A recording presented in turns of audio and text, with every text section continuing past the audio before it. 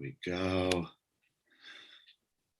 Whoa, it's the Illusion reporting from somewhere on spaceship Earth. Good morning. I'm here with Dave Weiss, the flat Earth guy. Good morning, Dave. What's going on, man? Glad to finally be talking to you, man. It's been a long time coming. It has. It's funny how these things work out. But before we get going, generally, I let you promote anything and everything you want to promote off the top of the interview versus the back end of the interview. So I know you got an app and all sorts of stuff that people probably want to have at their disposal.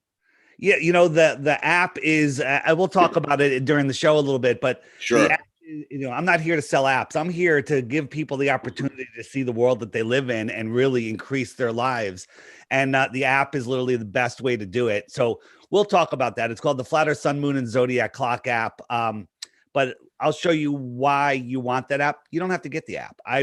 And for those of you that are being triggered, like, why has Ham gone off the deep end on this? You know, finally talking to a flat earther. I was you. When I heard about flat Earth, I banned people from our social media for being so stupid.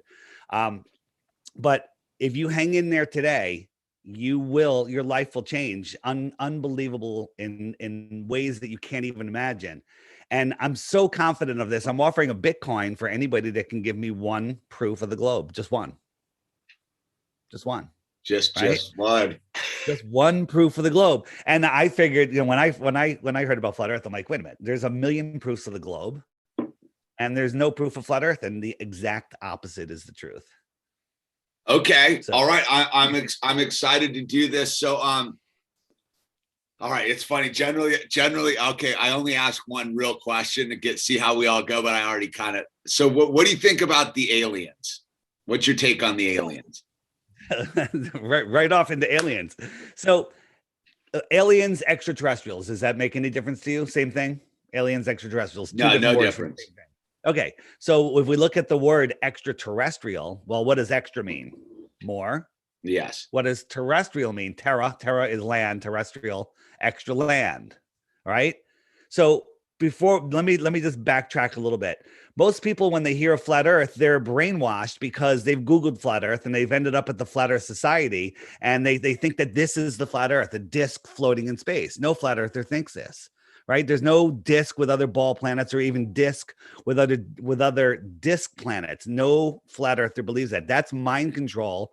And that comes from the Flat Earth Society, which is not what we are. The Flat Earth Society is a government-controlled disinformation site. Why does the government run a site to make you laugh at Flat Earth? Well, we're going to get into that. So what is the Flat Earth, right? If the Flat Earth isn't a disc in space where you can fall off the edge like they want you to believe, what is it? Think about this. What is a pond? A pond is where water accumulates in the low spot in the land, right? Sure. And the edge of the pond is where the land is higher than the water. Very simple. A lake is a bigger pond, and the world ocean is a giant lake. Okay. So here's the world ocean. Water, large bodies of water at rest, lay flat, testable, measurably, provably flat. And all of the continents are surrounded by water, but all of the water needs a container. It's surrounded by the highest land on Earth. The highest land on Earth is Antarctica, which is off limits to everybody. Okay.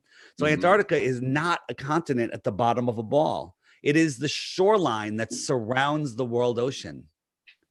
So what's out here? Well, we don't know because there's no one's allowed to go there. But here's a map that was found, an ancient Japanese map. This was in the New York newspaper, you know, before the New York Times. It was the New York Journal or whatever. And it shows all of these other continents, these extra territory, extra terra in where would this be if it's out here? That's the outer space across the Earth plane. What if there was more land outside beyond Antarctica? This is Antarctica, and then this is extra territory, and there's people out here. They probably speak English, right? They could leave their house in the morning after their cup of coffee, come in here, anally probe somebody, and go back before dinner. Okay.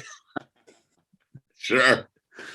Right. So, yeah. So believing that extraterrestrials are coming from distant stars, people can't even fathom how far these stars are that NASA tells us about. Let me just give you a quick thing because they boggle your mind with numbers.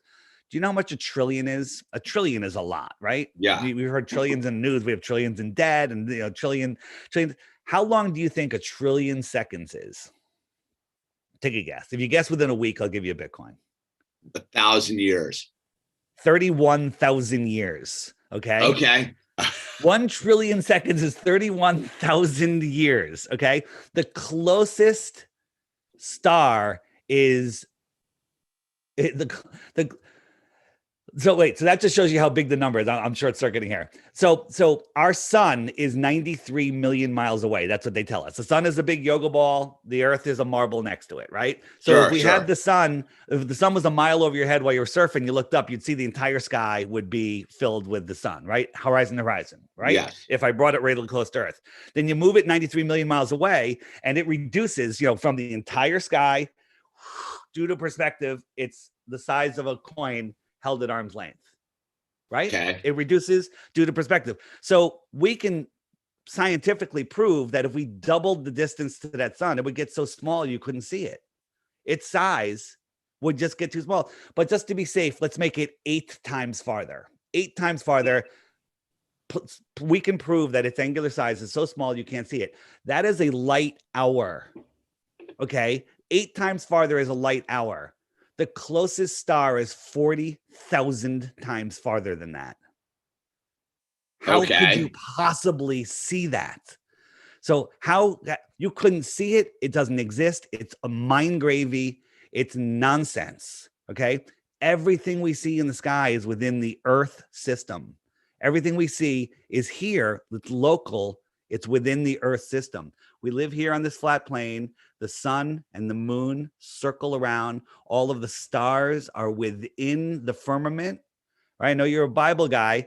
All of the Bible lines up with all of this. I never lead with the Bible because there's people like who I was before I became a flat earther that just didn't believe anything that had to do with any type of God or anything.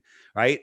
Sure. But the Bible supports all of the real science. The problem is people go, well, Neil deGrasse Tyson and Bill Nye, the line guy with the bow tie, they said this. Well, they're not scientists. They're failed actors, a failed comedian, and they don't use science. They use the word science. They use the word physics. They use all these words, but they never back them up. There is no science that shows the earth is a globe. And one thing you mentioned on your stream yesterday, flat earthers do get fired up, man. When you challenge them, sure, they get nasty, they get crazy because it's so, once you see it, you get so excited that you're like, I can't believe people don't see this. So don't give them a little slack, people get real fired up. Okay. So this is, I think this is ultimately how we did come into contact, right? So I had originally I got involved with these guys who were about water purification. One of them was a flat earther guy. He gave me the first premise on it, which I kind of got into. He was pretty fired up about it. And then I began, for me, what I thought the initial benefit off of all this is it made me observe the space I live in more. All of a sudden, I was like, okay, let me go observe my horizons more. Let me go see what's going on with the ocean. I started to look around and observe the space I live. I don't even want to call it a planet anymore. The reality I live in. I began to explore it more, and I would begin to discuss my feedback. And the pushback I got from it all was from the flat earthers. And I was as a person who was exploring this, the amount of pushback and like almost vitriol I got from made me question so if you say the Flat Earth Society is a psyop to discredit it, I found that there's so much discrediting anger. I was like, let me just comment on that. We do get, some people get a little overexcited, and as we mature, we're getting better at not doing that. I used to be a little overzealous, right? I'm pretty excited about it now. I love talking to people like you about it, where we could learn some more. But I had a good point there, but it vanished.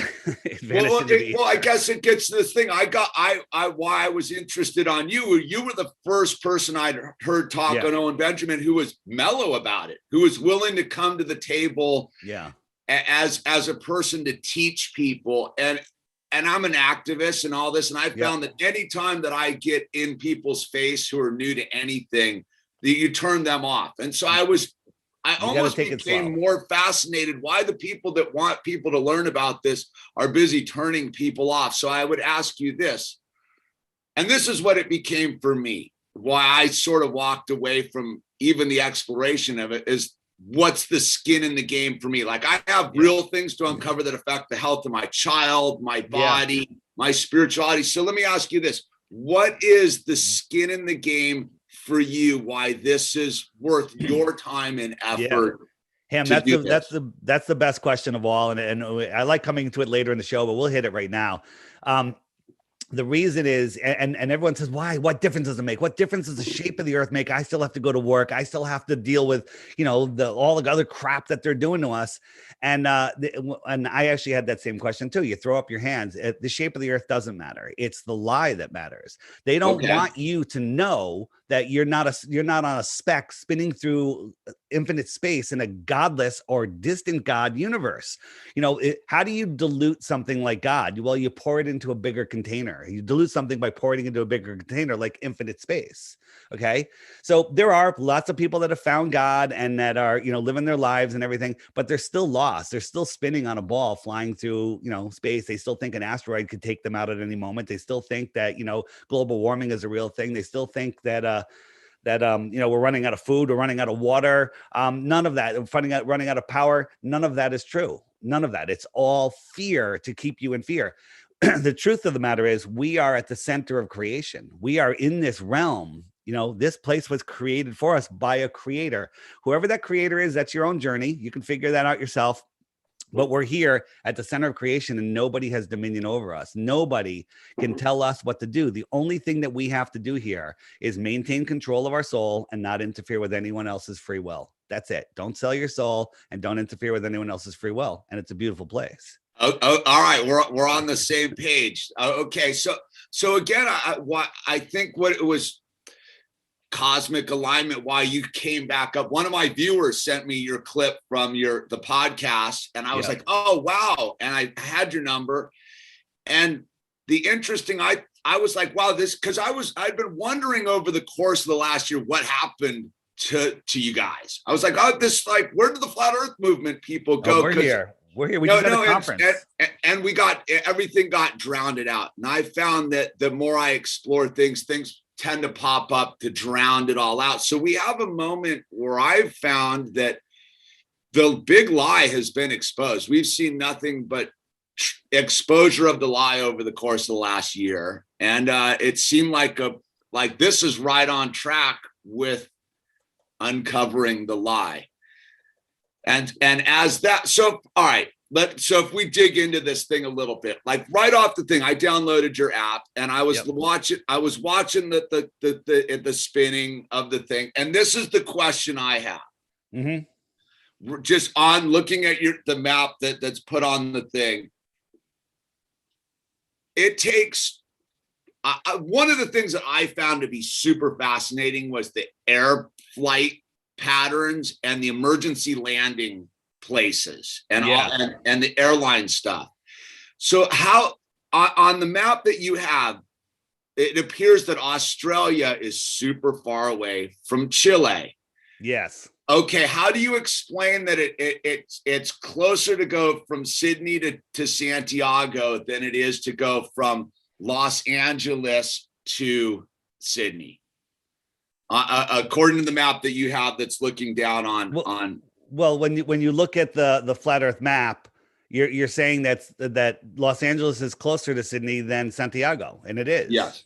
So looking at this map right here, this is the route that planes take when they fly from Santiago to Sydney. They go all the way up to the Northern Hemisphere. They cut across America, and then they go all the way back down, which makes no sense. It gets worse. If you want to go over here to the other side of Australia, they go all the way up. Then they cross the ocean. They go all the way over to Europe and Dubai, and then they go down. And if you look at that on a flat Earth map, that second route is all the way up across America, Europe, Dubai, Australia. It's a straight line. Okay. So, and the planes that do that are special planes. They fly a lot faster than they're telling us. And that's how they fake us. And NASA is in charge of all international flight routes. okay. Let me wrap my head around that for a second. So you're saying, so I'm looking, all right, I'll buy that the nonsense they're putting out is I don't trust them on any level. So you're saying that, like, if I'm looking at the flat Earth map, looking down, they're not flying. They're flying over us they're flying right by us to get from Santiago to Yes.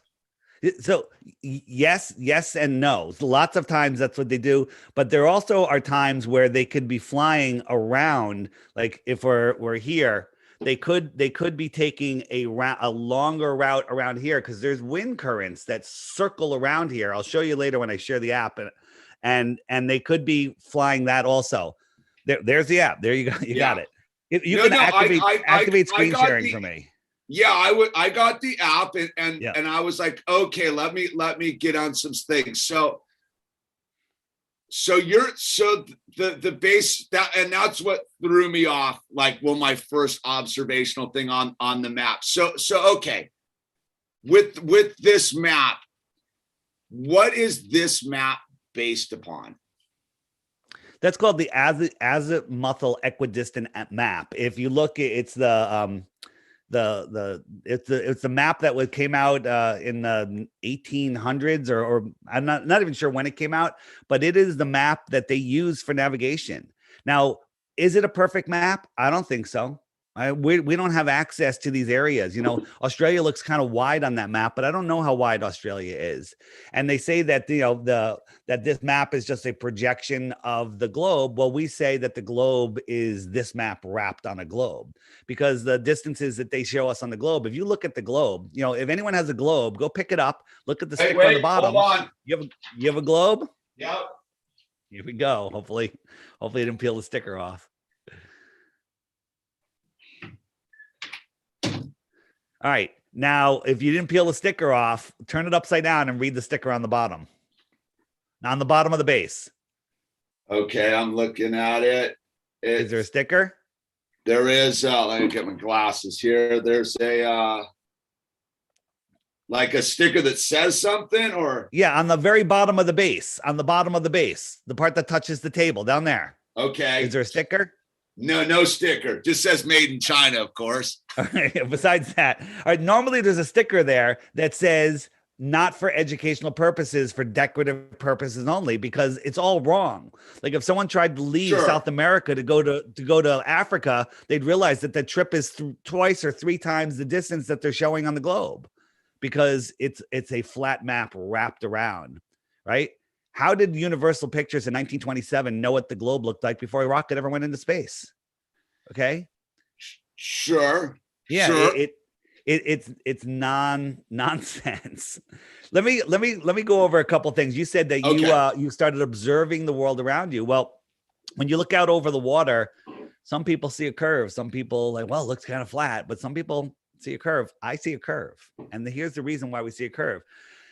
Depending on weather conditions and altitude, you can see a certain distance before the perspective converges everything together to the convergence point. So you can see a certain distance, whether that's 3 miles or 300 miles, I don't care. All right. So when weather conditions are the same all around, I'm looking forward. You're out on your surfboard. You're looking forward at 12 o'clock. You can see a certain distance. If you turn over here to 3 o'clock, you can see the same distance, right? No matter what direction you look, you see the same distance. So if I'm standing here, I can see the same distance in all directions. All right. If I flip that over, here I am. This is my horizon line. This is how far I can see. And if I draw a line on that, people will say, well, that's Earth curve. No, I can't see this far. I can only see this far.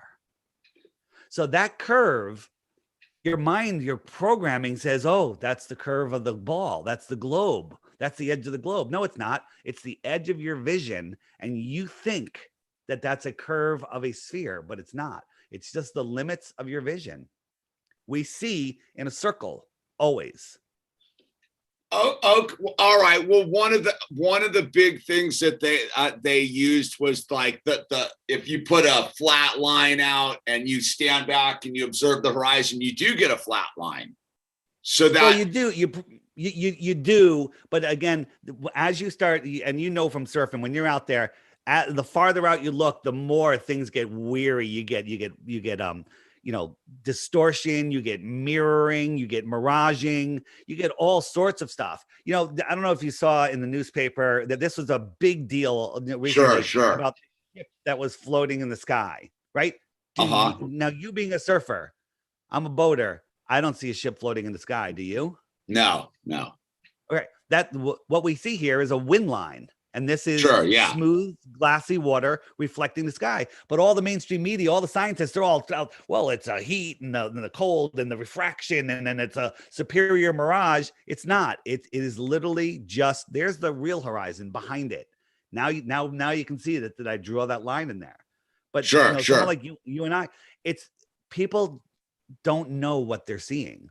Okay. That was the one thing that I began to tap into. So like kind of what you just said, sort of one of the big things that that the flat earthers or people that promote the flat earth talk about is you can go down there and put the string out and the line, and you can see that the horizon's flat. So you're saying observationally that wouldn't be the case.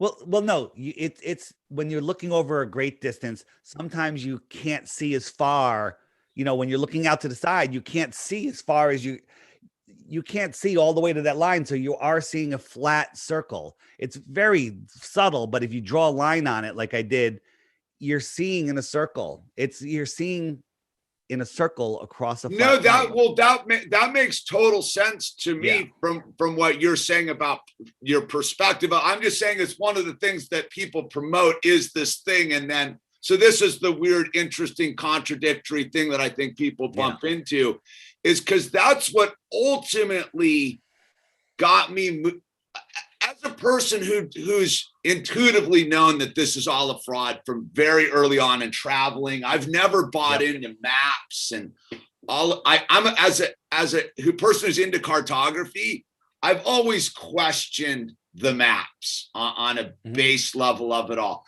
So what really got me curious about it was I got into what you were saying, and I went up to the mountains up here, and we live on the Channel Islands are right here, and I have a pretty, I would say, well over 180-degree perspective of the ocean, right? And in that perspective of the ocean, I have islands that are on the horizon line, and I can see islands that are over the horizon line where you can see, where I have the elevation.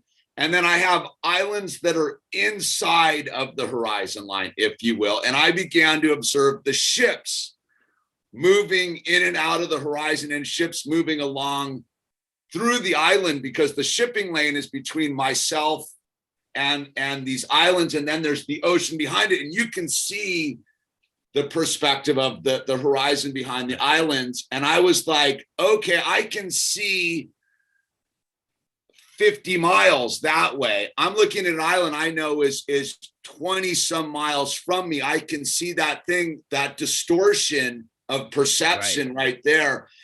But looking out that way, there is no distortion of perception, which I found to be like one of those, like, whoa, that's really like fascinating when I began to like dig into that mentally.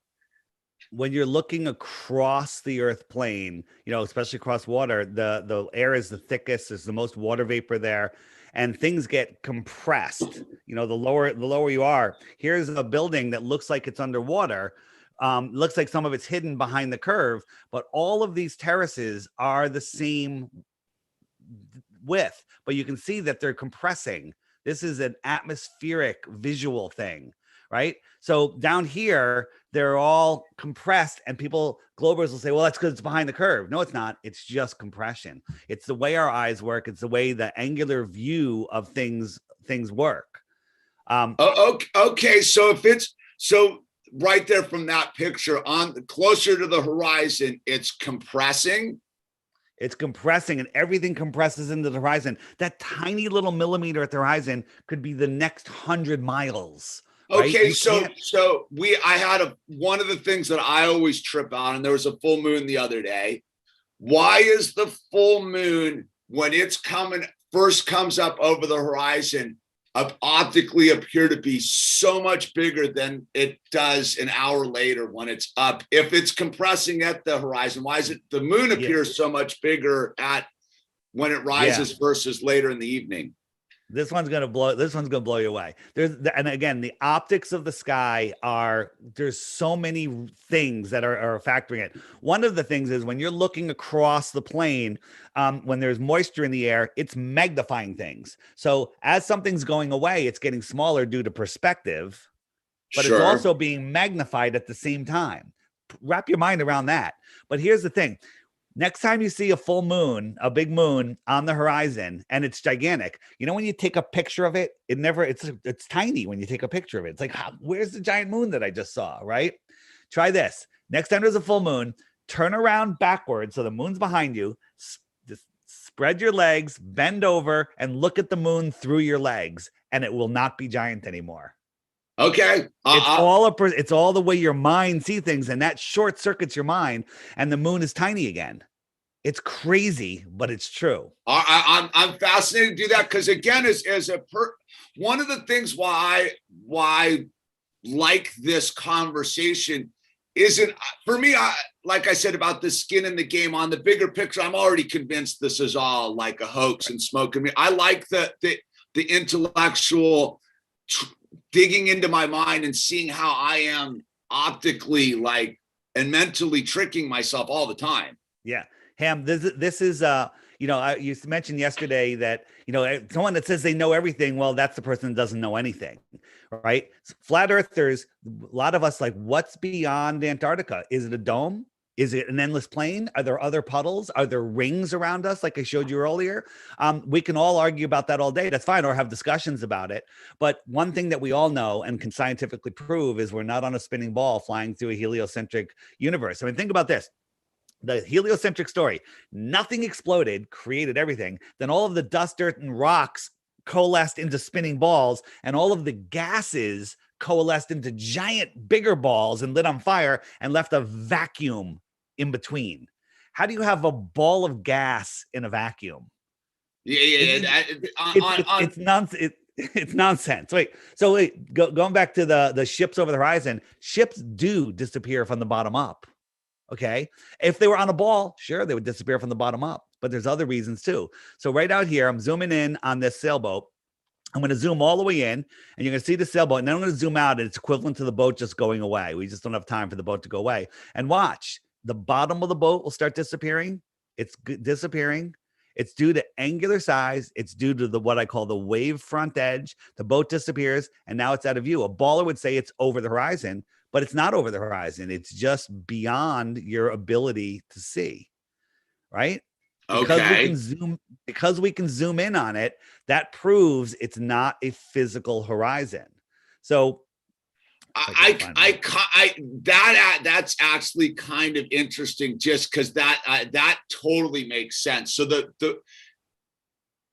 I see it. If it was over the horizon, it would stay at waterline at the bow line the whole time. If I walked around this corner and you were standing right here, and I gave you the biggest telescope you wanted, could you zoom in and see me?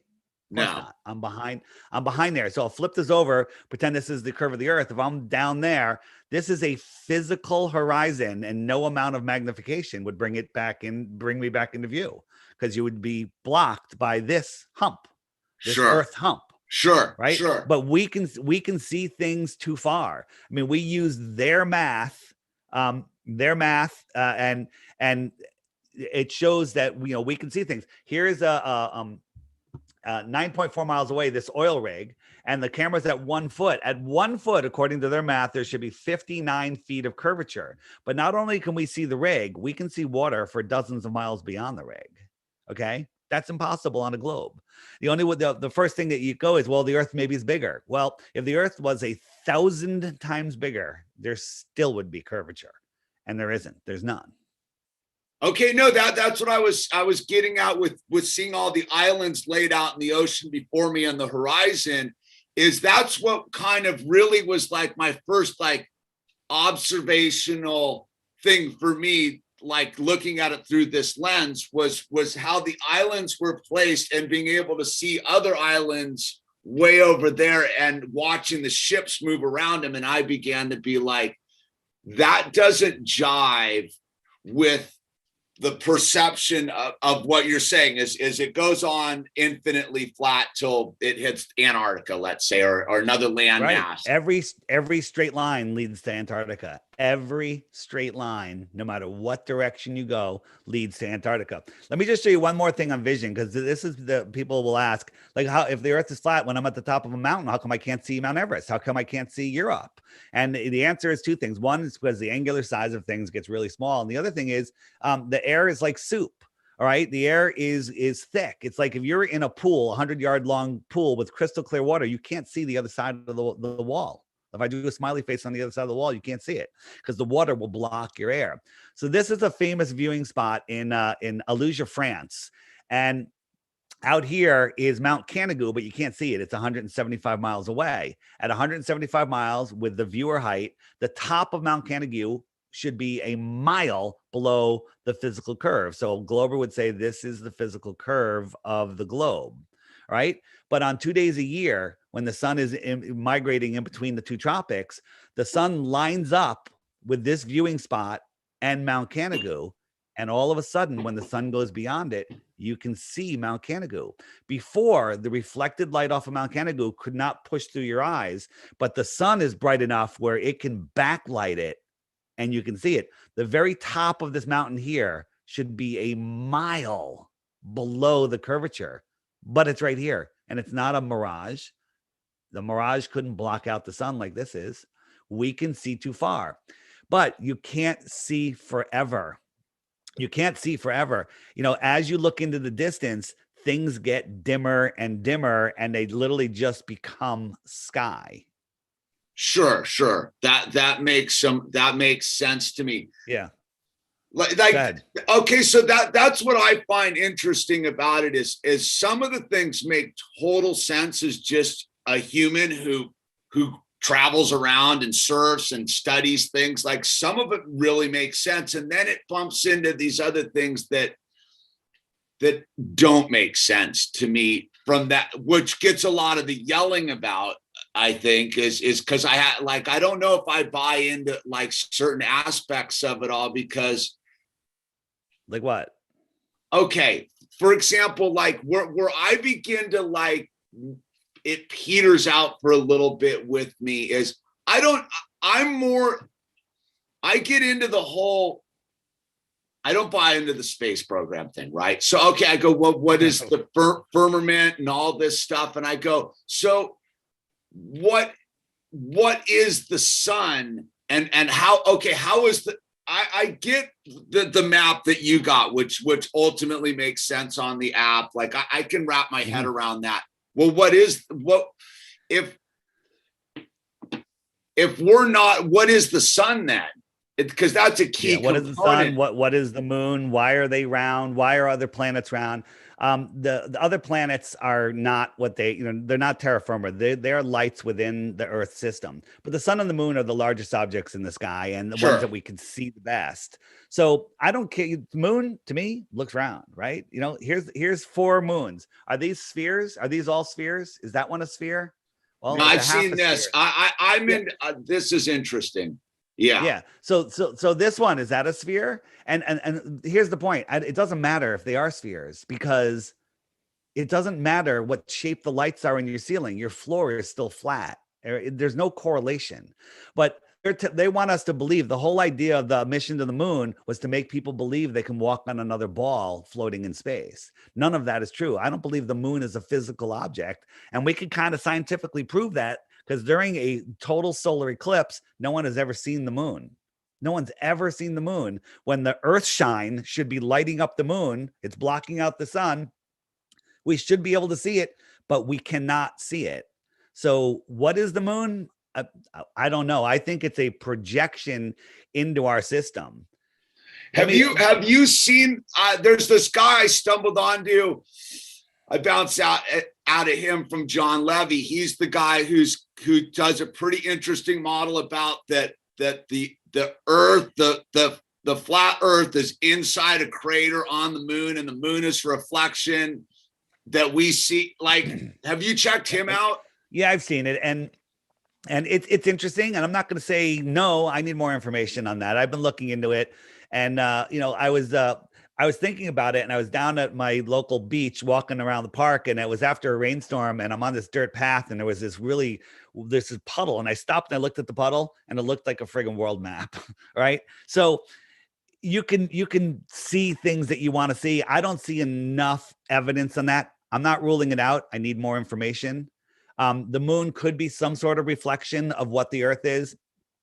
And it actually does line up with my idea of the sun and the moon that we see could be projected from the center of our earth, from the north, or it could be coming from outside of the firmament. I don't know. But the optics of our sky show, you can recreate these things and show what it looks like. For example, if I could find the video real quick. Where is it? Here's just a little model that somebody made, and I'm circling a light above it. And if you look, there's like this ball inside it, right? Is that the sun? And I'm literally just holding my iPhone light above it, circling around, and everybody's standing around looking at it. It's like, wow. So is the sun above the firmament being projected into our reality? I don't know. Maybe. Oh, okay. Like, I'm into the unknown thing about it. So as I sit here and the sun is beginning to come up, right? From where I'm, the sunrise this morning. Now, when we talk about this thing, the sun seems to be a pretty important component of it all, in the sense of the heat, I would say, right? Yeah, let's talk about that. So let's talk about the heat thing, because for this is where I have trouble with the thing is my level of disbelief about it all bumps into a certain, like, I can't pick and choose on a certain level. You know what I mean? Like, they can't, if they're lying about all of this, but they're telling the one truth is this, and you know what I mean? So think about this. If you're out and you have a cloud deck and there's nice spotted cumulus clouds spread across the sky, and there's no spraying of our skies, right? And you look up at the clouds above your head, they're 5,000-10,000 feet above your head, whatever they are. And then you can see that they're all sitting on the same deck up there. But if you look 25 miles away, the clouds are literally touching the water, right? I could see from Connecticut to New York City, and it's 25 miles away, and the clouds literally, due to perspective, look like they're touching the water. Sure, that's just due to perspective. Okay. Yes. So those clouds are really level, but I see them going down like this. Okay. And touching the water. So here's a sunset. The sun's just going away. Look how it's setting behind this cloud, right? Well, it's not really setting. This cloud is merged with the horizon, and that's how the sun sets from the bottom up as it goes away. It's literally just going away. Here's a sunset without any clouds in Africa on the high plains, and there's no moisture in the air. This is super sped up, but it's not going down. It's just going away. It's going away. Okay. Right. But most people, normally we see it. We have what's called an atmospheric deck of opacity, and the sun just goes beyond it. Like, if this is the deck of opacity, here's the sun, it just goes away and it sets. Just like that. That's how the sun sets. And those clouds that are over our head, they look like they're touching the horizon. So let me show you. This is the experiment I did in my kitchen. Okay. My kitchen counter is the flat earth. This line, which is level, I'm just running the sun along it, and we're looking at it from an elevated position. And we can see that the sun is going in a straight level line. So in a moment, I'm going to show you the camera view from over here, which is on the flat earth, on the flat counter, right? So you got clouds or mountains, whatever it is. This is the deck of opacity. Look, this line now looks like it's going down, right? So the Sure, sun, sure. this is the same shot. And then this is either a physical land barrier or the deck of opacity, and the sun goes beyond it. So let me show you again. I'll compare that. So look at this line. This is a level line, but this is how we see it going down, right? The sun, when it goes away, it looks like it's going down. It's just going away. And here it is. This is a real sun. Watch. This looks like the horizon, but what's it setting behind here? This is the atmospheric deck of opacity. Okay, that makes sense to me on that level. I guess what I'm getting at is if we're going for the Earth is one thing versus another thing, what is the sun though? Like that seems to be a major component of the theory of it all, is that what is the sun? Is it just some rotating light? Is it a thermonuclear ball like orbiting? No, it's like, not. So, where? Yeah. So Ham, this is me speaking. I'm not speaking for any other flat earthers. Okay. This is my idea of what it is. The heavens above contain our souls. Maybe the stars are souls. Maybe the sun is the light of God. Okay. Maybe that is, think about the sun in the sky. You can relate it to everything they say about Jesus. The light of our world feeds us, warms us, takes care of us, gives us energy, is our savior. All of that. So the sun I look at is literally God shining upon us. I don't know. And that we are having the soul in our body is literally a piece of God. We're having, this spark of life in us, and we're here experiencing this realm. And the sun and the moon are, integral parts of the system.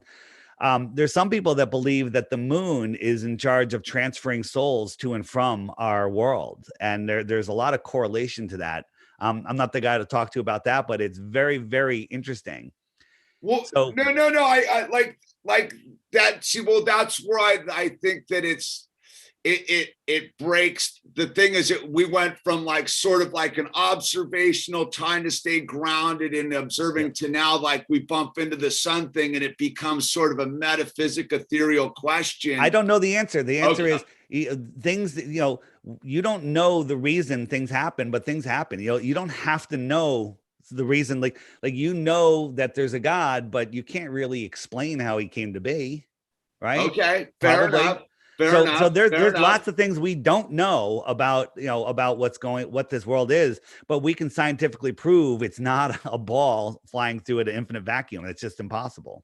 Okay. That kind of just the usage of that word, and this is where I think that many of us, as just basic people trying to exist, are struggling right now. Is yes. this we've had the word scientific so maligned over the course of the last year, and that's why I came back. Like it's interesting to circle back to you, is science as a whole, by their rollout of this program right now, has been 100% I don't want to say 100%, 70% discredited as a concept due to their misuse of the word via Dr. Evil and all of these people. Yeah. So how do we base what flat Earth versus globe Earth is using their language, right? So you can't use the word if their whole system's been discredited and lying. Mm-hmm. How do you prove it is without using their data or their tools to describe it? The simplest way, and not fall into the trap. Yeah, the simplest way is do the measurements yourself. Go out over flat water and measure things. We've done laser experiments. We've done sonar experiments and microwave experiments and mirror flashes. And, we've traveled the world and done these experiments, and we can see too far. There is no curvature, right? Then you just look at, the angular resolution limits of our eyes, something they never taught you in school. You can't see something that's smaller than 0.02 of an arc. 0.02 degrees of an arc. It's too small for your eyes to see. Well, we can scientifically prove that the space station that we see go by, I've seen it, I've got a tracker, I see this light go by, that it's impossible to see, right? Think about a 747. It's about the same size as the space station. Okay. 747, when you're standing next to it, is gigantic, right? Then you put it up to cruising altitude, and it's smaller than a pencil eraser held at arm's length. It's a tiny little dot in the sky, right? When you Sure. see it. So Yeah. so if you doubled the height, scientifically, you can prove that it's too small for your eye to see. It's too small for your eye to resolve. But somehow we can see the space station 50 times higher. 50? Fair enough. Fair Okay. enough. Impossible. You asked about how the heating of the world works. So this is let's talk about this. Takes a second. And why I'm doing this, can you activate screen sharing so I can show you? If you go down to share screen and put the little arrow on the right of it, pop up and say allow all participants to share. Okay, wait. Okay, here we go. All right. Allow. Okay. So yeah, right. That's good. I'll share in a second. So we're taught that we have our sun out here, and here's our world. And when we tilt the north towards the sun, we're getting more direct rays, and that's when it's our summer. Sure. And then when we're tilted away, those rays are spread over a bigger area. So that's our winter. Did you know in the heliocentric model, during our winter, we're 3 million miles closer to the sun than we are during our summer? But science says, well, that 3 million miles is only like 1 or 2%, 3%, whatever. Wait, hold on. I didn't even wrap my head around that for a second. Yeah. So you're saying it in the heliocentric version, the globe model, our winter, North America is closer to the sun by 3 point something million miles. Everything is upside down. Everything they tell us is upside down. Everything is upside down. So hang on. I'm going to blow away seasons. Seasons prove the earth is flat. So you got your sun, you got your North America's tilted towards the sun. So we have these direct rays. But what about when we're spinning? When we're spinning, it's the same thing as a tilt. So at sunrise, the sun is coming up like this, right? So if you're on the top of this ball, right? This is the most severe angle. This is worse than a little tilt away, right? You're tilted away completely. So when the sun is rising and you're looking at the sun, that's not a 34-degree tilt. That's a 89.9-degree tilt. When you first see the sun on the horizon, it's the most severe. It's the worst angle for the sun rays to hit you, right? Okay. So you're in California, okay? So here in Connecticut, I'm a little more north than you probably. We get, snow here and stuff. On June 21st, the summer solstice, when I go to the beach and watch the sun appear on the horizon, immediately I can feel the heat on my face. And within a couple minutes, wow, it's really getting warm. And, you can feel the heat on your face. Well, that is the most severe angle that the sun is coming in at, right? I'm up here. The sun is I'm tilted all the way away from the sun. So those rays are coming in. I can feel the heat on my face. December 21st, the winter solstice. If I wait until solar noon when the sun is at its highest point and it's coming in at, let's say, a 50-degree angle, that's way better. I can look up at the sun and not even feel the heat on my face. And I'm 3 million miles closer, and I have a more direct angle to the sun than at sunrise during June. And I can feel, what's that? Where's the 3 million? I've never heard that. Where's the 3 million? They don't teach it. So here's the sun, and the earth is orbiting around the sun, right? Yeah. Here is our winter in the north. Okay. And here is our summer in the north. You're saying the elliptical orbit.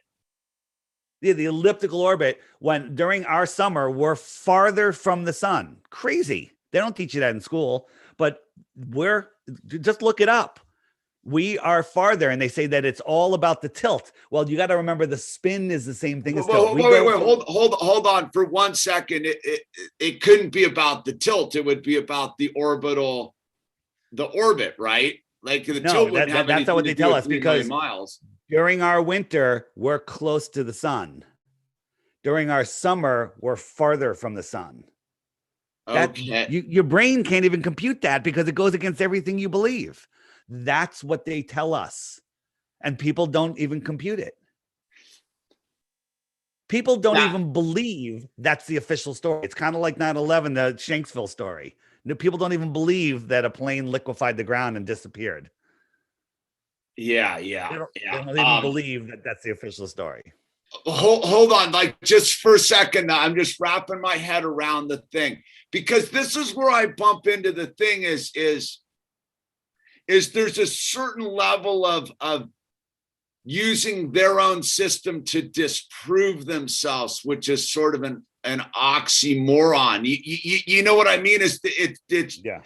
It's using their own tools to okay, if these guys are so invested in this whole globe concept to deny the existence of God or the outer realms or the extra terra, if you will, wouldn't they have gone so far as to control the devices that everybody's using to do all these measurements with? And like, you get into the thing about the yard. My buddy sent me this thing about, he had a question for you about the yard, how the yard was made, and the measurement, how the measuring systems based upon their concept of the globe. So everything that's using to debunk them is their equipment. Yeah, I mean, the globe is just a reverse engineering of the flat Earth. I mean, the globe is the devil has taken and inverted everything God made. Fair enough. Yeah, that's literally what it is. The devil hates God. And I when I say the devil, I don't know what the devil is. Is it pure evil? I don't know. I'm not saying the guy with two horns, I'm saying that evil hates God, and they don't want you in a position where you can't deny God. There's a verse in the Bible that says, once you see my creation, you no longer have any excuse to deny my existence. And that's a fact. Sure. I was an atheist before I discovered that the earth is created. And I'm like, oh, crap, there's a creator. Now that everything changed, my entire worldview changed, and it changed for the better. So let me share my app here for a second, and I'm going to show you how seasons work. Just follow this if you can. It's pretty easy. So the sky is a perfect clock. The sun and the moon go around the circle around the center. North is in the center. Can you see my mouse? Yes. Okay. So north is in the center. The sun is the hour hand, and it's off the hour hand right now because they have us in fake daylight savings time, which is the dumbest thing ever. Yes. So the real time is an hour before. So normally it's attached to the hour hand. So I'm going to speed it up, and you'll see that the sun laps the moon once every 28 days. So the position of the moon and its phases keep track of the weeks and the months. There used to be 13 months of 28 days, but they hijacked us and they gave us 12 months of varying days just to throw our bodies off. We are literally connected to this earth. We cannot live off of this earth. I don't believe anybody can get above 150,000 feet, maybe a little higher. And I don't think we can survive without being connected to the earth. So this is how the sun keeps track of the hours and the days. The moon keeps track of the weeks and the months. And if I turn on the stars, the zodiac stars spin just a little faster than the sun. So right now the sun is in this zodiac. Next month, this one will catch up to the sun. It'll be in here for a month, and then it'll be here for a month. And the zodiac will lap the sun once a year. It's going just slightly faster. Okay. So the zodiac keeps track of the seasons and the years. All right. So now let's talk about the seasons, how that works. So right now you see these three lines, the yellow circle. This is the Tropic of Cancer. The red line is the equator, and the outer line is the Tropic of Capricorn. So right now you can see the sun is slightly inside the equator because we've passed the equinox, March 21st. So I'm going to jump the sun with a little jumping guy to June, or July, beginning of July right here. I only could jump equal a month. So that's when the sun is over the Tropic of Cancer. And now we're here in the United States. Well, the sun is closer to us. So it's closer. So it's higher in the sky. If you had two airplanes flying at 10,000 feet, one of them's directly over your head and one of them's 50 miles to the south. The one over your head is like your summer sun. It's high in the sky. You'll see it for longer. And the one that's out south is lower than I. It's farther away. All right. So we're having our summer while Australia and South America is having their winter because the sun is closer to us and farther from them. If I jump forward 6 months to December or January, here we are. Now it's over the Tropic of Capricorn and the sun is farther away from us. I'm all the way over here. So I'm having my winter. All right. You know, the farther north you are, the farther away you are from the sun. Then Australia is having their summer. Look, the sun goes right over them. It's high in the sky. They have these long, beautiful days. It's closer. Forget the heliocentric elliptical orbit, 3 million miles closer, farther, tilt. None of that makes any sense. The sun gives its seasons, excuse me, gives its seasons as it migrates in between the two tropics every 6 months. It goes out to Cancer, and it goes back in into Cancer, out to Capricorn. Okay, so even observing this, like that, ultimately, in a weird way, makes it not in a weird way. That does make some sort of sense to me. I guess where I bump into it again is by default we're talking circles again. Like we're used, like if it's a flat or round thing, it's still like circular, right? So it's making circles over a flat earth. Here are the time zones. Wherever the sun is, it's noon, right? So it's in Australia right now, it's 11 p.m. in Eastern Australia. You know, here are the time zones. I'm here in the East Coast. It's 9:53 in the morning. Okay. And you're over here. It's earlier in the morning, right? Yeah. No, that I mean, that's not what I'm saying is in a weird way, this is globe too. Like it's just flat globe. Like it's well, still people say that the flat earth is ripping off the globe. No, the globe ripped off the flat earth. I'm not even into that thing. I'm saying I'm coming at this as a full, like, kind of a blank canvas, dude. And I'm not concerned about who's ripping off who or any of that. I'm looking at it and I go, okay, if that's what's going on and it's not round, which it's questionable, I'll give you that.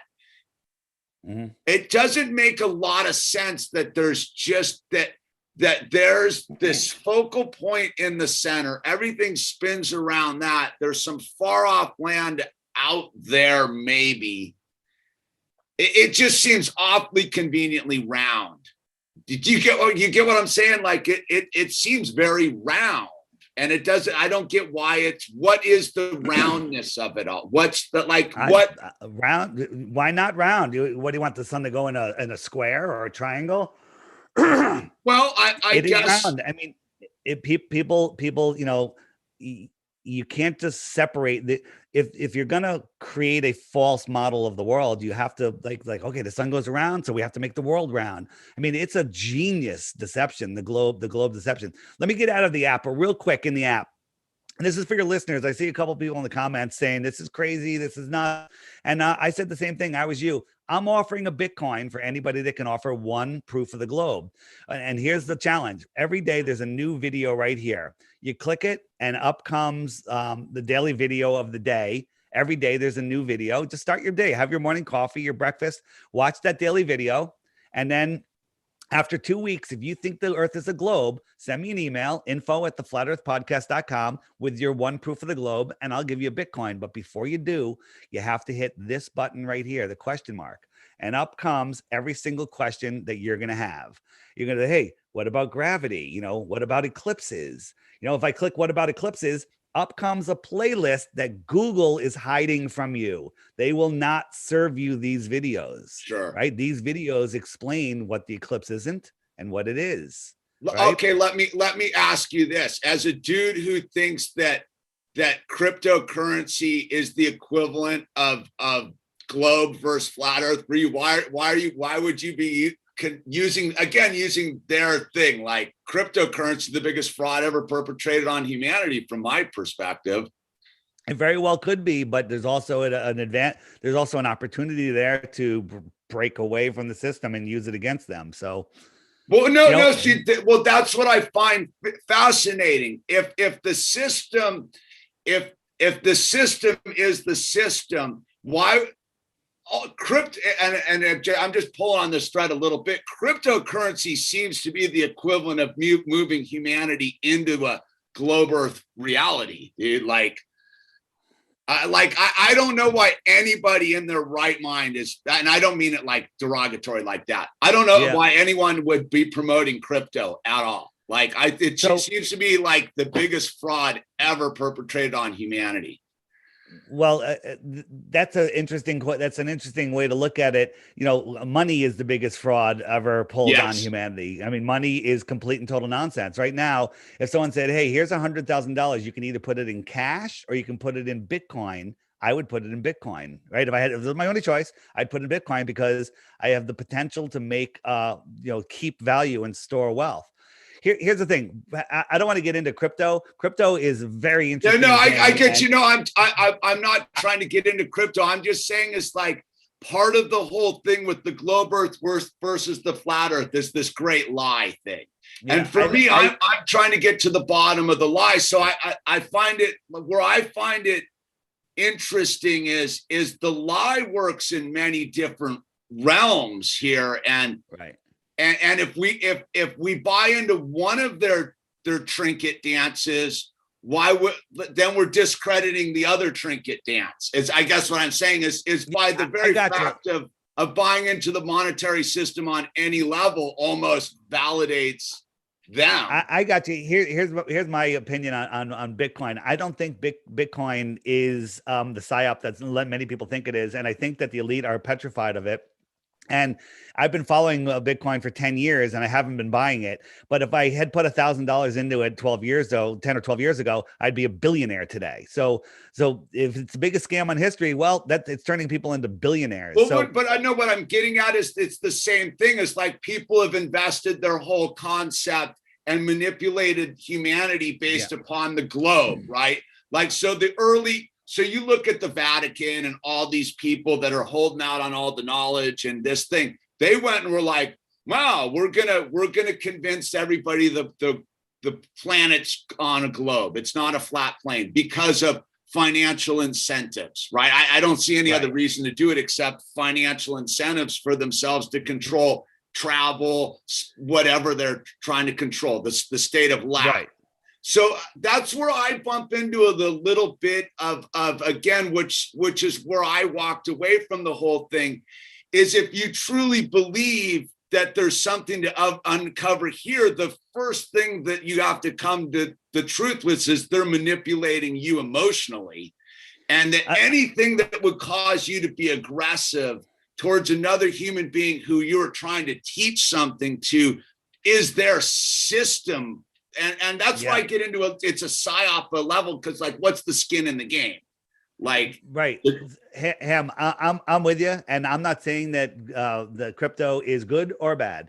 I'm saying there's opportunity in every market. No, I'm not talking about crypto. Crypto's based upon the same theory as the globe, from what I can tell. So what I'm asking is how do you take the leap if the controllers are lying to us about the shape of the globe, but the crypto's legit? I argue that if you're willing to go through this exploration of that they're lying to us about the shape of the earth, then that lie goes all the way through. So why would one of their things be legit and one of them not? And their whole system are you saying that our controllers are pro crypto? I think that they're not pro crypto. No, they are the crypto. Interesting. Here's the last thing I want to say on crypto is there's a book on the audio book that you can get or read. It's called Bitcoin: Hard Money You Can't Fuck With. I just suggest anybody that's unsure about crypto just. But I'm not talking about crypto. I'm talking about if the whole concept of flat Earth versus globe Earth is uncovering the fraud perpetrated on humanity, right? Okay. Right, like baseline, that's what we're talking about. Is there's been a fraud perpetrated on humanity, and it's where the realm we live in. One says one's trying to prove that it's flat to free us. The other is keeping us on a globe to keep us prisoners, right? Right, prisoners So, in our mind. So if they control that much information, right? They control our perception, our education, how we perceive measurements and this, and they're flooding us with all this information. But yet, the one thing that we're going to buy into their thing when it's the same grid, from what I can tell. From what I can tell, these grids are all interlocking. So if we're good, how do we get free of the plantation of perception if we're willing to use their tools to free us with? It doesn't make any. That's where I bump into this whole problem. I got you. And the way I see it is, we have free will. We have God-given free will, and they're not allowed to take it from us. They're allowed to trick us. They're allowed to, so they trick us out of it. And I just got back from the Flat Earth conference in South Carolina last week, and all the people there, they're all awake to everything. All the people that see the flat Earth all of a sudden can see everything. They're the nicest people. I always say, if I dropped a wad of money that had my ID in it, it would be returned to me there. Nobody would steal it. It's not worth anything. Well, it doesn't matter. You're right. You're right. Well, So what I guess what I'm getting at is where I would buy. This is why I guess what I'm saying is if you were asking if you can prove this, I'll give you an acre of land. I go, okay, that's breaking the narrative all the way through. Well, right. So right now, a Bitcoin can buy you many acres of land. So but what I'm saying is why are we still using their language, their resources to free ourselves? So that's what I'm saying is, like, where I bumped into the thing is if we're trying to free ourselves from this to the flat, why would we be exchanging the data point of knowledge for what I can see is one of their great tools, which is if we're getting back to the Terra and the Earth, wouldn't we want to keep everything in our exchange realm based upon that versus their thing? Because as long as we're using all of their stuff, we will always be on a ball. We need to start trading.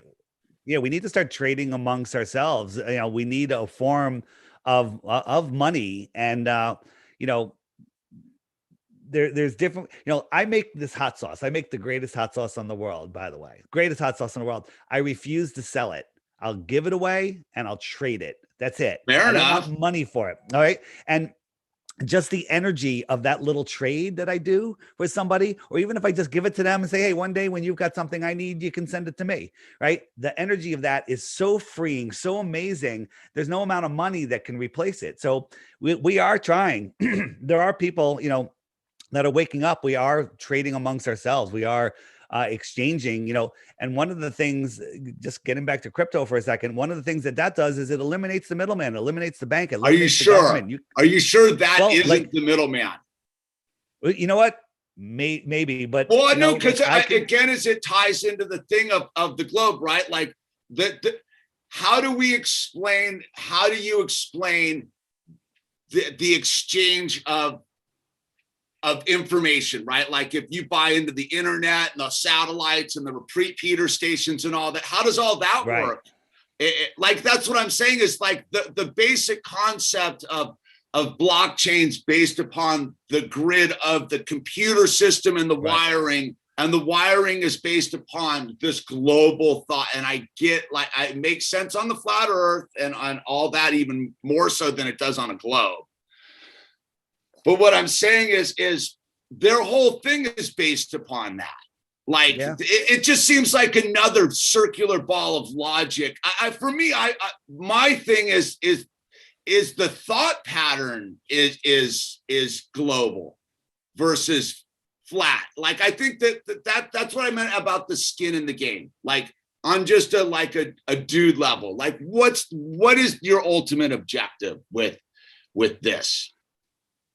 So I had my own company. I was doing very, very well, and I was in the commercial solar power development business. And life, I had my American dream. I had a big company. I had free time. I was making tons of money, and I had a calling to say, you know what? This world is screwed up right now with all the tyranny going on in the world. If we ever somehow magically get our freedom given back to us, an opportunity to take it, the problem is there's people here that know the truth of this world. And if we are lost in space, spinning out of control, not knowing who we are, where we are, or what we are, or the power of our mind, we're in a prison, and we're going to lose that freedom again. It's just going to be taken away again. So Sure. that's how they did it. And by the way, this was hijacked 100 years ago, less than 100 years ago. Every culture before us was a flat earth culture until this lying NASA, religion came into effect. Right? Sure. No, I don't know if you saw my interview with Ruth, 102-year-old woman. She, back in February of 2020, and she said that she was taught the earth was flat in Connecticut public schools. Okay, when in the 1920s, and we found other people. Oh, excuse me, women from Croatia that said in the 1930s all of the schools taught flat Earth, and we found newspaper articles about teachers being persecuted for trying to teach heliocentrism in the early 1900s. So they literally stole it from us in the early 1900s.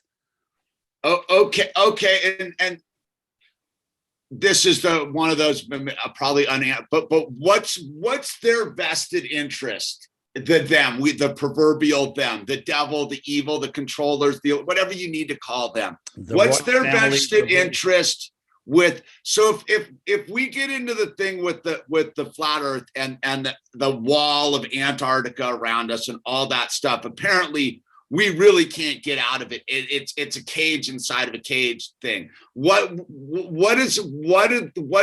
they need to deceive us with the round ball when we're already locked into this fortress of ice? I don't necessarily believe that we're locked inside of a dome, but again, we can't get beyond Antarctica.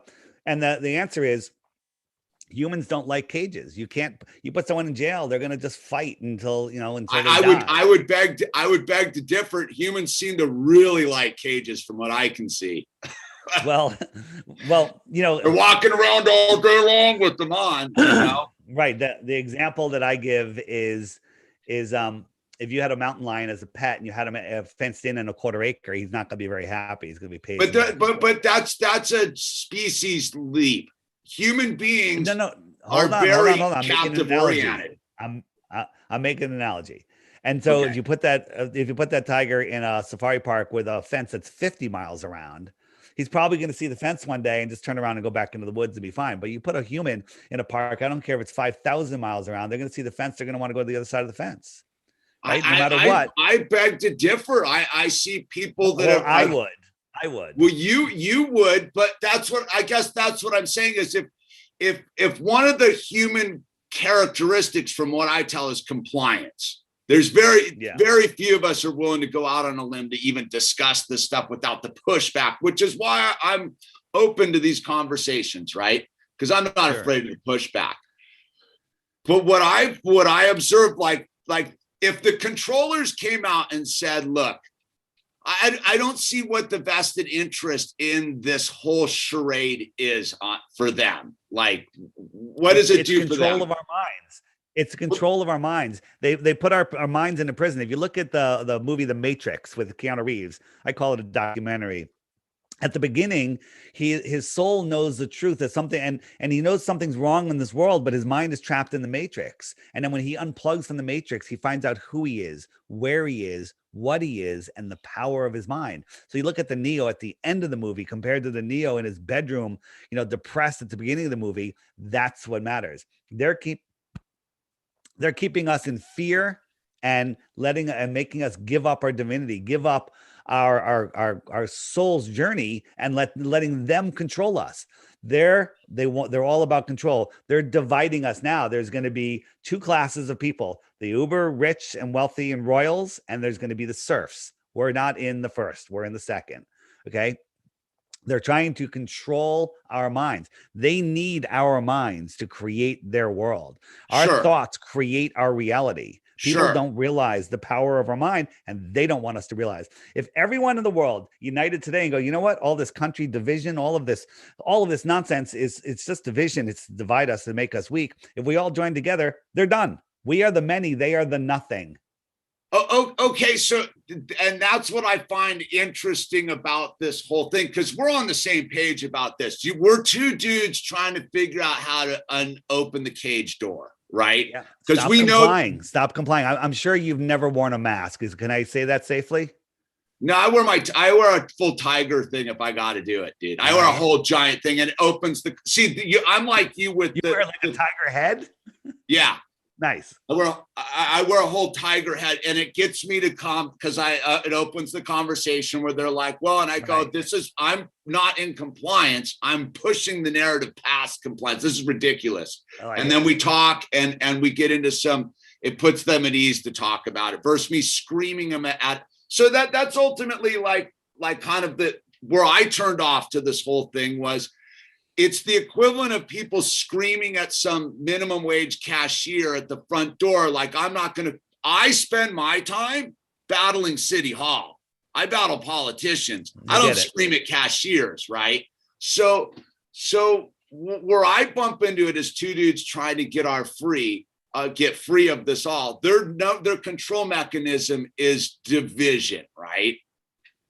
So so if you bump into this wall of, I think that if that's the case, by default, what you're doing proves that people don't want to be free. If you look at the amount of pushback of people even being willing to explore this concept just peripherally, people love their captivity. So if people love their captivity, why not? What's the vested in? They know this. They have everybody under mind control. They have people loving their masks. People enjoy wearing their masks. They love it. They've got us to the point where we're complete and total slaves. I've never worn a mask. I will not wear a mask, and I'm doing pretty well. I'm fine. It's crazy here, but I won't wear a mask, period. How do you get, all right, let me, just on a practical level, like, how do you get your groceries? So we have a shop right here that a giant store. I go in without a mask, and they've recently have taken off their sign. Everyone in the store is wearing a mask.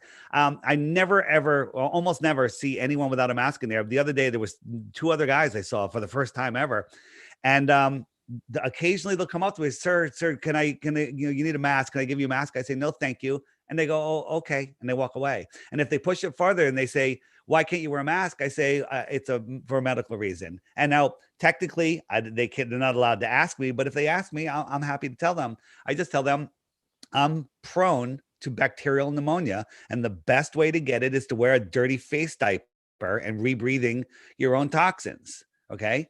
I need oxygen to breathe. That my smiles are proof of God. Okay. A smile is a proof of God. Think every relationship starts with a smile. Okay. And now they're taking that away from us. Right. I'm looking at your face now, Ham, and the micro expressions on your face are how we're really communicating. It's not the sounds that are coming out of my pie hole. Right. So they're taking that away. If I was like this, if we had our whole conversation like this interview would suck. All right. Yeah, absolutely. And so they're literally taking that away from us. That's humanity. That's our God-given right. My religion is my face, my smile, my ability to communicate. And they're taking that away from us. That is lowering our force. Like when you're walking down the street through a sea of people and you can't see all of their faces, they're literally lowering the force. I 100% believe that's what we're battling. So again, it circles me back to like, you see it. People don't want to be free. They're more than happy to comply for their trinkets and their nonsense. So again, it circles back. What's the skin in the game for you? Okay, you freed yourself. Is it just and all of the other people I'm freeing? Look at Owen Benjamin. I helped him free himself. He's a smart guy, right? But him and his entire audience know the earth is flat, and they're all better for it. They're all better. They've connected back to the earth. Like, people don't like knowing that they've been lied to. They'd rather just believe the lie than to admit they've been lied to, right? This is the biggest lie ever. It's before you could talk, you were trained that the earth is a ball, okay? So I'm ripping the rug out from underneath you. I'm ripping everything out from underneath you. But the thing I am doing is I'm putting you on a firm foundation. You're no longer on a speck flying through infinite space out of control. You're now solid, standing upright. Up is up, down is down, and I'm not moving. Okay. And so once you have that foundation and you know that you're the center of creation, that you have amazing powers of your mind, everything changes. That's the skin in the game. As I said, if we get our freedoms back, we're not going to keep it for very long if we're lost in space spinning out of control. End of story. No, what you just said, if that's your objective, I wholeheartedly like support that as what, because that's what it's all about from my perspective. And again, this is why I wanted to talk to you in this format, is because I don't know how we free ourselves if our minds are closed. I do not see how your mind is in a prison. You're lost. Because I bump into it constantly, and it's people like, and again, it circles back to using their measurements, right? And why I was getting onto that, because I'll use their in science. I will not give them without quotations because it's not science. I will use their charts to try to show people who are running around in fear that it's total nonsense. And they will literally say, I don't want to know this. I see the sun is getting closer as it's approaching you. Right there. Hey, let me show you just another thing. People say, what about circumnavigation? Someone wrote in the chat. Here's the magnet. It's the north. It's the center, and the compass is pointing to the north. If I want to go east or west, I have to make a circle around the north. I'm dead reckoning east or west there. I'm dead reckoning west. Is that east or west? And now I'm dead reckoning east, and that's a circle. So I can leave New York at 90 degrees and go all the way around and come right back to New York again without ever changing my compass heading. Yeah, the compass stuff fully makes sense to me. Right. Like, the magnetic compass thing, if anything, is what lends a lot of credence to. And every straight line points south. If you go straight, I'm heading east, and if I don't turn, I'm now heading south, and I'm going away. Nobody can go from here that way and end up over here. Okay. So one other thing I wanted to bring up before, the optics of the sky, with the sky possibly being water, right? And looking through the atmosphere and everything, things, you can't tell what direction things are going, because we could be looking through liquid. And when you do something like this, the crow turned me on to the whole space is liquid and maritime law and the whole thing. Crow 777 radio. If you want to go to college, it costs $5 a month, and it's a better education than anywhere else. Crow's the man. Yeah. So here, let me do this. The person who put us back into communications wanted me to ask a question of you. So I got to give them due courage, due credit here. So he says, if we're in a hermetically sealed in this place, whether flat or sphere, isn't all the evidence to their theory concerning spinning neutralized and inconclusive? Examples: being able to hear things coming from the west. Hot air balloons can come straight back down. The sniper effect thing, fishbowl, flights not having to consistently nose down. All the nonsense spinning numbers from NASA. I think I'm just going to cherry pick from that. Like, what's up with the whole thing with the planes? Is that verifiable that they don't actually have to autocorrect constantly? Because on the globe, right, they would have to constantly. Right. We had pilots that talk about how the gyros work. A gyro holds rigidity in space. You're on the runway, they spin up the gyro, and it holds rigidity in space. So when the plane turns, it knows that it's turning because this is level. So the plane knows to level out. Okay. And if you're going around a globe, it's gonna show that you're nose diving when you're still going level. Never happens. Planes follow if the plane followed the gyro, it would fly right off into space, right? If you're flying for an hour at 500 miles an hour, After 1 hour, you're going to be 30,000 feet higher in the sky, or 30 miles higher in the sky if you don't keep nosing down, right? So that's like a mile every 2 minutes on average, right? Sure. If you're on an airplane, you're taking a nap, right? And about 30 minutes before you get to your location, the pilot just starts going down like, maybe 100 feet a minute or something, very, very slow. You wake up, you're like, whoa, we're changing, we're moving. You wake up because you feel that, right? You're diving a mile every 2 minutes on the globe. It's insanity. Yeah. It's total insanity. The flight manuals, and NASA manuals and CIA documents, they all say they treat the Earth as a flat, non-rotating plane. A flat, non-rotating plane. What's that? It's insane. Let me ask you this on just like, what is it like? Do you know how a gyroscope works? And I'm not asking that derogatorily. I'm just curious. No. Yeah, gyroscope spins and it holds rigidity in space. You can, if it's on a 3-axis, you can move it any way you want, and the gyroscope will just stay perfectly level. And okay.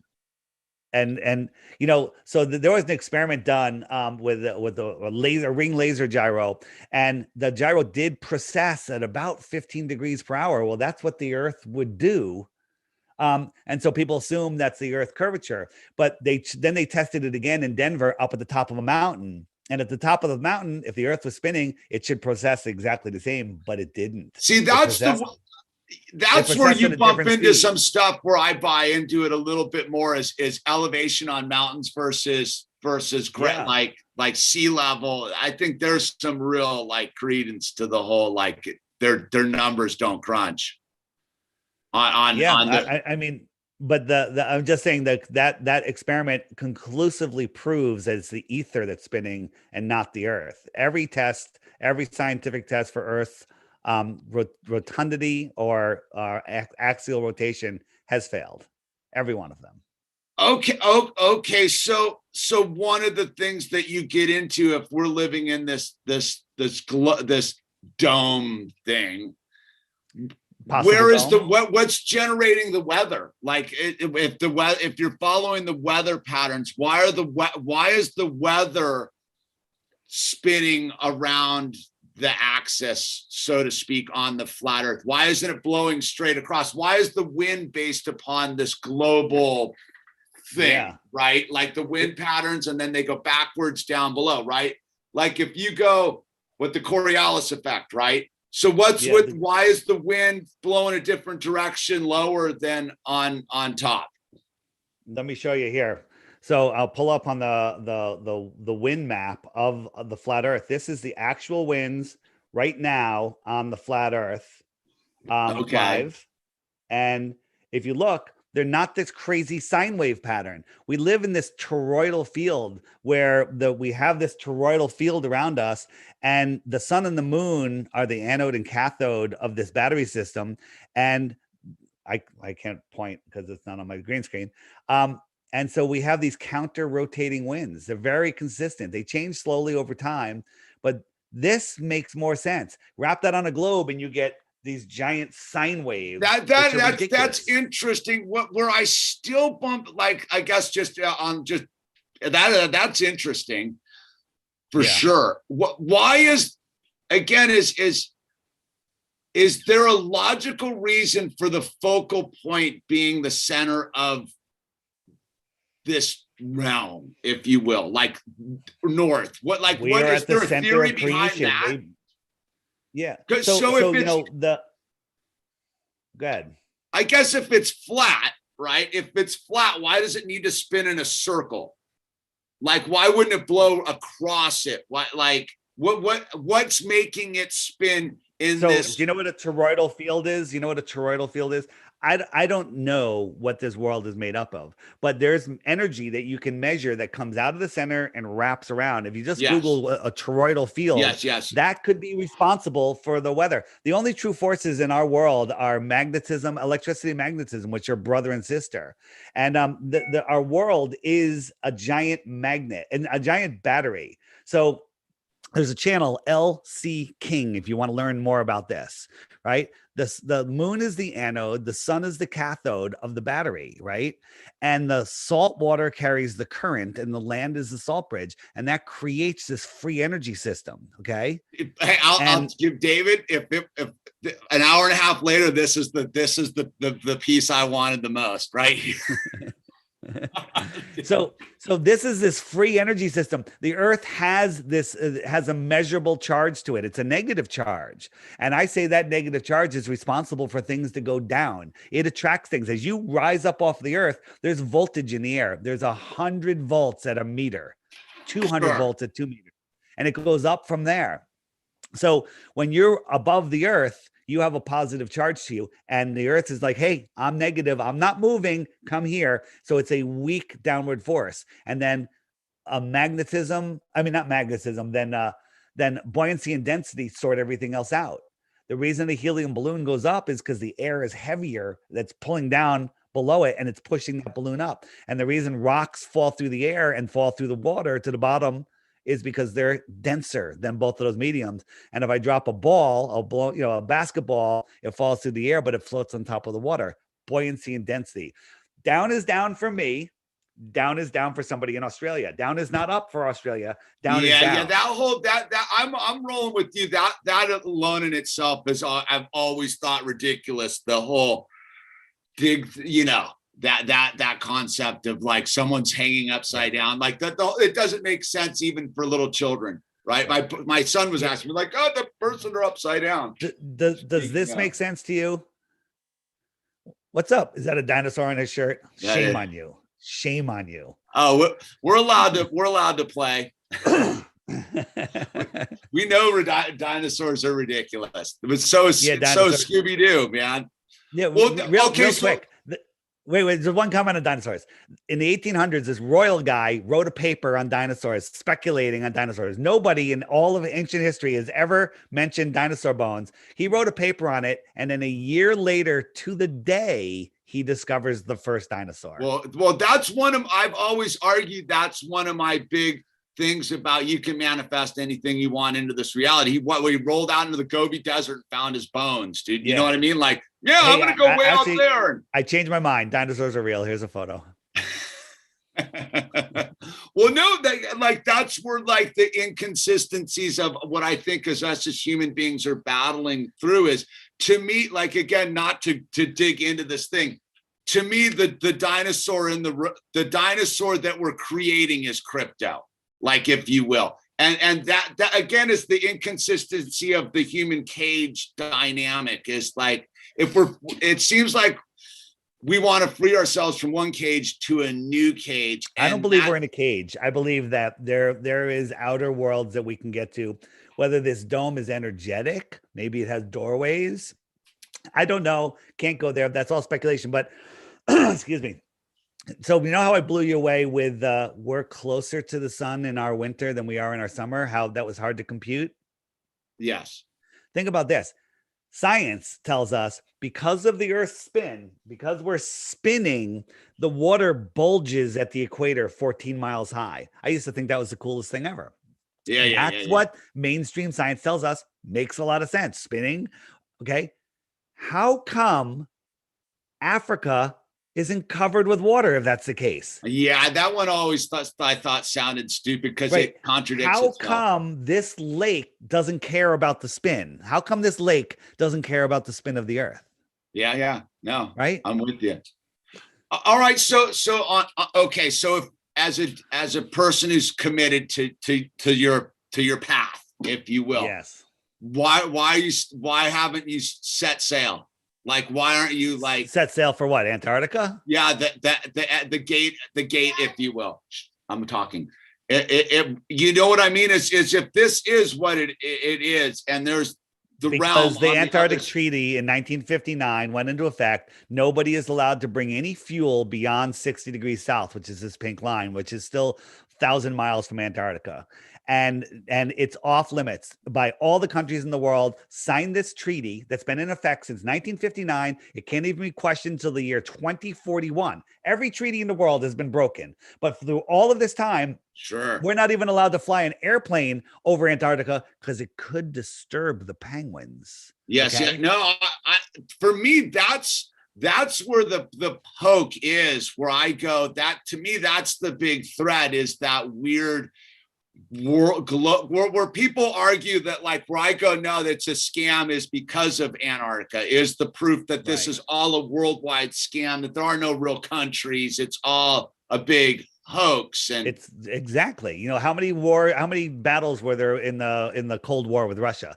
Zero. How many people died? Zero. Okay, it's all just to build up this for what's going on right now. It's literally to take over our world. We're being hijacked right now, and everybody has Stockholm syndrome, and they're putting on friggin' face muzzles. so and this is the thing I show, what's their vested interest in that? Like, if they've been operating their system and they have that much control over it, I mean, I know spiritually speaking, from a personal perspective, why they want to keep us in the cages. But again, I observe the humans, and the humans seem more than willing to comply. Why wouldn't they want you or me to just, you know what? Like, you figured it out, go. Like, get out of here. Where you're not coming back. There's a story, and you can find the book on Amazon or on YouTube. The Morgile, John the Morgile read it. It's called The Iron Republic, and it's a story about I think it was a New York senator that got tired in the 1800s, got tired of the system here, got on a ship and, you know, went to Antarctica, and he found a fissure, he found an opening, and he went through the opening. And then it was lost at sea for a month, and then came across this land. And then a ship came out and greeted them, like, "Hey, where are we?" And they're like, "Oh, you're at the Iron Republic." And they're like, "We're from America. Where's the Iron Republic?" And they basically said, "It's on the other side of Antarctica, about the same distance as America is." And then the story is they went there. This was in the 1940s or 50s. Or no, the book was written. I mean, the articles were written in the 1940s or 50s, and basically they talked about technology that we're just getting now, you know, flat screens and electric cars and all of this advanced technology that's out here. Okay. And it's a very, very interesting story. I have no proof that it's true. No. What I'm asking is this: like, you're on it. Why are you still here? Why am I still? Because I can't go there. The last person tried to go there. Who says that? Like, well, if you try to go to Antarctica, no, but if we're Antarctica. If you're doing it on your thing, there's no vested interest for them keeping you here, right? You're just causing. Why don't they take me out? No, not that there's no, why make you a martyr? What I'm saying is, if you truly believe that, and you know that their system's a fraud and a hoax, why would you stay here? How would I get there? How would I get there? How would I get beyond Antarctica? Well, that's what I'm saying is who says you can't? You're boxing yourself in on your own perception. I want to go. Can you build me an airship?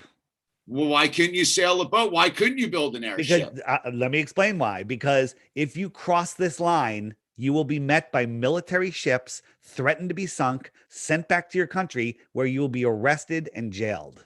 That's why. Are you sure? 100%. There's several people that have done it. They got permission from their little rogue countries to go. They got the permit. They got turned around, and when they got back to their home, they were arrested and jailed. Nobody can independently explore the outer space of Antarctica. Okay, and okay. So again, is what's the vested interest with turning people back? It doesn't make any sense. Yes, it does make perfect sense, because if you went to Antarctica, you would have proof that the Earth is not a globe, and then that would spread. And then once people realize that, why would you come back though? Well, okay, so I guess what I'm saying is so you escape the prison, right? Like, you get out of the prison. Why would you return back to the prison? That doesn't make any sense logically. I'm just saying I went far enough out in Antarctica to prove that it's not a globe. I'm still in a prison because I haven't gotten out yet. I haven't gotten to where I could go and maintain myself. How would I get there? You need you would first, if you had an airplane that had limitless fuel, which it doesn't, there's no fueling stations down there. How would you navigate? Compasses don't work. But you GPS have doesn't work. so you threw up the one story. Benjamin was reading the other Norwegian story the other day. So apparently people have traversed this line and gotten to the iron land. So it's possible. Right. I don't have the resources right now. Maybe my Bitcoin will pay for them that one day. The Bitcoin will for sure keep you here. Well, one of the what I'm saying is just on a just metaphysical level. Yeah. It seems contradictory to the nature of it all. As if you got out of here, man. What, they have no vested interest in keeping you here. And so what is the vested interest in them keeping you here? If you got out and they were I have free will. I mean, I'm here. I have family here. I have kids, and I don't have the ability to go some of the places I want to go. So I would suggest just theoretically that might be the real cage. Is I hear, and again, it's just talking one brother to another, is those words are those are the most global words I've ever heard. Your thoughts and beliefs keep you where you are. Absolutely. Yeah. So that's what I mean about the interesting why people are so afraid of this subject, because we do hit our own walls. Like you're not, even if you knew that it was all smoke and mirrors. And I would argue if it's based upon free will and they can't do it, is you could probably just go and get through it and it's all smoke and mirrors. Because if the realm is that far around, right, there's not enough power of humanity to keep you from popping through the crack, right? And if you did, you would go and you'd be like, oh, I'm out. But right, we're attached to like our earthly possessions and this and that, and you know what I mean? I hear you, man. And I'm putting myself in a box by saying it's easier said than done. I just boxed myself in. I get it. Totally get it. Well, that's what I think's the interesting thing about it is how many levels the box is, right? Once you get free of your mind, right, to discuss this, then you go, oh, well, there's boxes and boxes and boxes, and how many boxes do you go through before you go inward with the whole thing? I get it, man. Any other burning questions? No. I know we're kind of on a time frame. For me, I'm super grateful that we had this time, man. Like, I love talking to people like yourself. It's an honor and a pleasure.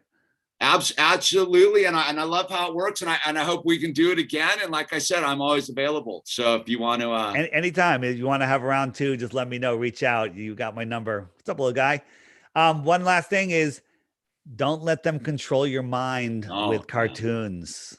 Okay. They're controlling our minds with cartoons. What's up with the coronavirus? Nothing. Perfect. It's nonsense. Nonsense. If you lose your senses, you have nonsense. Yes, absolutely, brother. All right. Well, David, check out my podcast, The Flat Earth Podcast, absolutely free. Check out the website, theflatearthpodcast.com, Instagram, The Flat Earth Podcast, and my YouTube channel, which has lots of short videos. It's the initials for Deep Inside the Rabbit Hole, DITRH. Short videos, fun stuff. And of course, the best way to learn about flat earth, the most fun, you've got it. Watch that daily video every day. Go into your phone notifications, go to FE Clock and turn on the show notifications button. That way you get my witty comment every morning while you're having your coffee and you know what the video is about. You click it and then you could think about it while you're surfing. Right on, brother. All right. You have a beautiful day out there. All right, man. Thanks. All right. Take it easy. All right. Bye-bye.